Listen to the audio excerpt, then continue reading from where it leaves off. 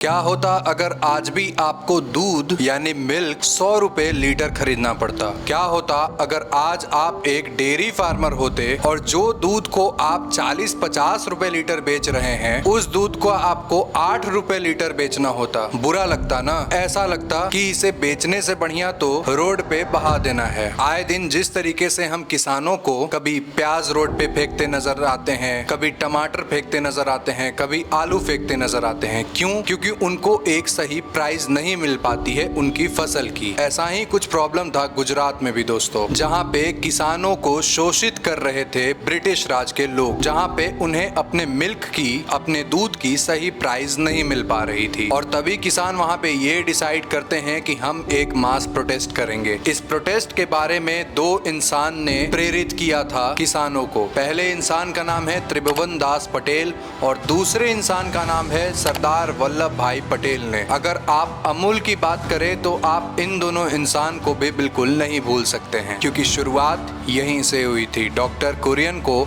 इन्होंने ही ढूंढ निकाला था। वल्लभ भाई पटेल ने किसानों को बोला कि आप इस चीज से जूझ रहे हैं तो आपको एक मास प्रोटेस्ट करना पड़ेगा, अपनी एक कमिटी और वेलफेयर बनाना पड़ेगा। और तभी बनता है Kaira district cooperative milk producer union limited. अब यहाँ पे सवाल था कि ब्रिटिश डायरेक्ट किसान से दूध खरीदेंगे भी या नहीं। तो यहाँ पे सरदार वल्लभ भाई पटेल ने बोला कि अगर वो ना खरीदे तो कुछ दिन लॉस सह लेना, रोड पे दूध को बहा देना, लेकिन उन्हें मत देना, और लास्ट में वो तुम्हारी बात मानेंगे ही। और ऐसा हुआ भी। अंग्रेजों को किसानों की बात माननी पड़ गई और उसी बात को मानने के बाद आज अमूल खड़ा है। और कोऑपरेटिव सोसाइटी की बात करें दोस्तों तो ये वहीं से शुरुआत हुई और आज के डेट में अमूल के पास 18,600 कोऑपरेटिव सोसाइटीज हैं देश के अलग अलग कोने में। साथ ही 36 लाख से ज्यादा मेंबर हैं अमूल के पास। अमूल इंडिया की one of the largest cooperative society में से एक है। Father of white revolution doctor Verghese Kurien के बारे में आपको थोड़ा बता देता हूँ। 1949 में एक 28 साल का लड़का जो फिजिक्स पढ़ता था और जिसने मैकेनिकल इंजीनियरिंग की, उसके बाद टाटा स्टील में नौकरी की। उसके बाद ये अपनी आगे की पढ़ाई करने के लिए सरकार से स्कॉलरशिप लेते हैं और डेयरी इंजीनियरिंग करते हैं। वैसे इनका मन तो नहीं था, पर स्कॉलरशिप में इनको डेयरी इंजीनियरिंग ही मिल गई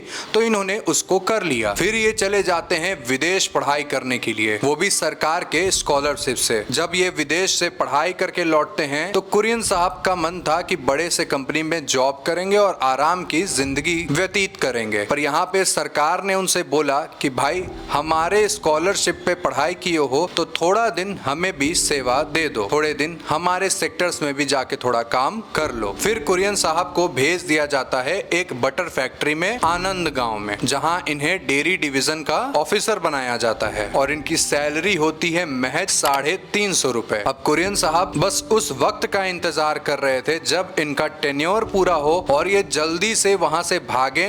ये दूध, गाय, भैंस उनको पसंद और रास नहीं आ रही थी। उन्होंने तो सोचा था कि बड़े बड़े ऑफिसेज में ठाट से बैठेंगे क्योंकि हमने तो विदेश से पढ़ाई की है, जैसा एक जनरल इंसान का मनोविचार होता है। पर वहाँ पे एंट्री होती है त्रिभुवन दास पटेल की, जो कि रेगुलर जाके वर्गीस कुरियन से बातचीत करते रहते थे। जब कुरियन साहब ने देखा कि पटेल साहब में इतना पैशन है किसानों के प्रति और इतने डेडिकेशन के साथ ये काम करते हैं, उनके तरक्की के बारे में सोचते हैं, और ये देख के कुरियन साहब बहुत ही प्रेरित होते हैं। और अब डॉक्टर वर्गीस कुरियन की जो टेन्योर थी गवर्नमेंट जॉब की, वो पूरी हो चुकी थी। अगर वो चाहते तो बॉम्बे जाके अफसरशाही जिंदगी जी सकते थे, लेकिन कुरियन साहब ने ठाना कि वो यहीं गुजरात में रहेंगे और इसी डेयरी फार्म में काम करेंगे। अपने ऑटोबायोग्राफी में भी डॉक्टर वर्गीस कुरियन ने बताया कि हर काम पैसों के लिए नहीं होता है, कुछ काम पैशन के लिए भी होता है, जिसे उन्होंने सीखा था त्रिभुवन दास पटेल और वल्लभ भाई पटेल से। अब यहाँ पे वर्गीस कुरियन ने नए नए तरीके का आविष्कार किया। पैस्चराइजेशन पहले सही से नहीं हो पाता था, जिसके कारण बहुत सारे मिल्क बर्बाद चले जाते थे। तो यहाँ पे नए नए टेक्नोलॉजिकल चेंजेस किए वर्गीस कुरियन ने और 1953 तक इतना मिल्क प्रोड्यूस होने लग गया कि बॉम्बे मिल्क स्कीम उसको ऑब्जर्व ही नहीं कर पा रही थी। फिर यहाँ पे वर्गीस कुरियन ने बोला कि इसी मिल्क को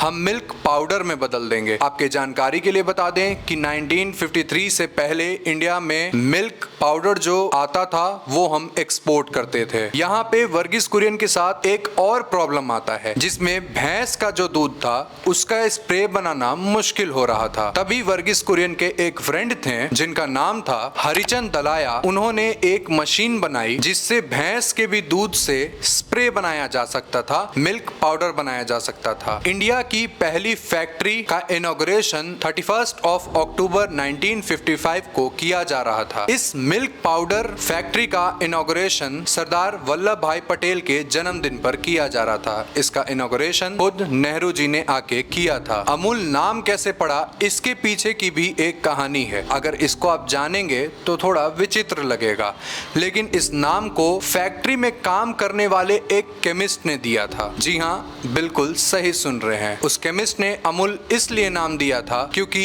इस शब्द का संस्कृत में मतलब होता है अमूल्य, जिसका मतलब है प्राइसलेस। और दूध आज भी कितना प्राइसलेस है इसे बताना तो मुझे नहीं पड़ेगा। अक्सर आप अमूल के पैकेट पे देखते होंगे एक लड़की बनी हुई रहती है कार्टून में, जो अमूल की पहचान भी है। इस कार्टून को डिजाइन किया था सिल्वेस्टर दा कुन्हा ने। इसकी कॉपी की गई थी पॉल्सन से। पॉल्सन जो कि अमूल से पहले डेयरी प्रोडक्ट्स बनाती थी। पॉल्सन को निष्कासित इसलिए कर दिया गया था क्योंकि यूनियन बनने के बाद, कोऑपरेटिव बनने के बाद गवर्नमेंट ने एक डिसीजन लिया था कि जितने भी डेयरी के काम होंगे वो कोऑपरेटिव्स ही कर सकती हैं, वो प्राइवेट सेक्टर कंपनी नहीं कर सकती हैं। यहाँ पे पॉल्सन को टक्कर देने में एक बार अमूल को दिक्कत भी हुआ था। दरअसल जब अमूल अपनी बटर बना रही थी तो वो व्हाइटिश हो जा रही थी, और वही पॉल्सन की जो बटर थी वो काफी देखने में अच्छी लगती थी। अब इस पे जब डॉक्टर कुरियन ने रिसर्च किया तो उन्हें पता चला कि पॉल्सन अपने बटर में भर भर के नमक डालती है, और दूसरी जो चीज थी वो थी कि पॉल्सन की जो बटर थी वो गाय के मिल्क से बनती थी, और अमूल की जो बटर थी उसमें गाय और भैंस दोनों का दूध यूज होता था। फिर यहाँ पे डॉक्टर कुरियन को भी अपने बटर में नमक ऐड करना पड़ा, और उसके बाद ही इनकी सेल इतनी ज्यादा बढ़ गई कि पॉल्सन को इन्होंने कब पीछे छोड़ दिया ये पता ही नहीं चला। 1964 में नेहरू जाते हैं डॉक्टर वर्गीस कुरियन के पास, क्योंकि उनका काम देख के नेहरू काफी खुश थे। उन्होंने बोला कि कुरियन, क्या ऐसा हो सकता है इस अमूल मॉडल को पूरे देश में रेप्लिकेट कर सको तुम, यानी पूरे देश में इसी तरीके के मॉडल को हम इम्प्लीमेंट कर सकें। तभी 1965 में नेशनल डेयरी डेवलपमेंट बोर्ड को बनाया गया, और इसके साथ ही डॉक्टर वर्गीस कुरियन ने पूरे इंडिया में अमूल के पैटर्न को हर जगह जाके समझाया और इम्प्लीमेंट करवाया। आपको बता दे दोस्तों कि 1950s तक हम 55 टन मिल्क पाउडर एक्सपोर्ट करते थे बाहर के देशों से, क्योंकि हमारे देश में ऐसी कोई सिस्टम नहीं थी जिसमें मिल्क पाउडर बनाया जा सके। वही डॉक्टर वर्गीस कुरियन के टेक्नोलॉजिकल चेंजेस से 1970s तक इंडिया के पास खुद का इतना मिल्क पाउडर आ गया कि उसके बाद हमें दूसरे देश से कुछ मांगने की जरूरत नहीं पड़ी, कुछ एक्सपोर्ट करने की जरूरत नहीं पड़ी। डॉक्टर कुरियन के इस मेहनत ने 1998 तक आते आते यूएस को भी पीछे छोड़ दिया, और अब इंडिया बन जाता है वर्ल्ड का लार्जेस्ट मिल्क प्रोड्यूसर और सप्लायर। यहाँ पे ध्यान देने वाली बात यह है दोस्तों कि डॉक्टर वर्गीस कुरियन ने अगर सिर्फ अपने आराम और अपने लाभ का सोचा होता तो शायद आज कोई अमूल नहीं बन पाता, कोई मिल्क फेडरेशन नहीं बन पाता, हम कभी भी बड़े मिल्क प्रोड्यूसर नहीं बन पाते। लेकिन उन्होंने समाज के बारे में सोचा, उन्होंने किसानों के दर्द को समझा, उन्होंने बाकी लोगों के प्रॉब्लम्स को समझा। आज के डेट में ऐसे बहुत से कम लोग देखने को मिलते हैं जो दूसरे के लिए भी काम करना चाहते हैं, जो अपने देश के लिए भी काम करना चाहते हैं। मुझे नहीं लगता कि आप अपने अराउंड एक भी ऐसे इंसान को देखते होंगे जिसने बड़े कॉलेजेस में पढ़ाई किया हो या विदेश से पढ़ाई किया हो और उसके बाद जाकर किसी गांव में सेवा दे रहा हो, किसी गांव के लोगों के बारे में सोच रहा हो, भारत के बारे में सोच रहा हो, भारत के इकोनॉमिक्स के बारे में सोच रहा हो, भारत के छोटे से छोटे तबके के प्रॉब्लम के बारे में सोच रहा हो। पर हमें इन चीजों की जरूरत हमेशा होती है। अपने लाभ से ज्यादा लोगों के प्रॉब्लम्स को समझने की जरूरत है, तभी देश एक विकसित देश बन सकता है। इसी के साथ डॉक्टर वर्गीस कुरियन को हमारा एक विनम्र श्रद्धांजलि।